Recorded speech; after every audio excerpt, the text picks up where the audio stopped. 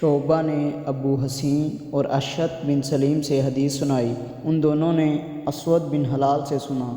وہ حضرت معاذ بن جبل رضی اللہ عنہ سے یہ حدیث بیان کرتے تھے کہ انہوں نے کہا، رسول اللہ صلی اللہ علیہ وآلہ وسلم نے فرمایا، اے معاذ، کیا تم جانتے ہو بندوں پر اللہ کا کیا حق ہے؟ معاذ رضی اللہ عنہ نے جواب دیا، اللہ اور اس کا رسول ہی بہتر جانتے ہیں۔ آپ صلی اللہ علیہ وآلہ وسلم نے فرمایا، یہ کہ اللہ کی بندگی کی جائے اور اس کے ساتھ کسی چیز کو شریک نہ ٹھہرایا جائے۔ آپ صلی اللہ علیہ وآلہ وسلم نے پوچھا، کیا جانتے ہو اگر وہ بندے ایسا کریں تو اللہ پر ان کا کیا حق ہے؟ میں نے جواب دیا، اللہ اور اس کے رسول ہی بہتر جانتے ہیں۔ آپ صلی اللہ علیہ وآلہ وسلم نے فرمایا، یہ کہ وہ انہیں عذاب نہ دے۔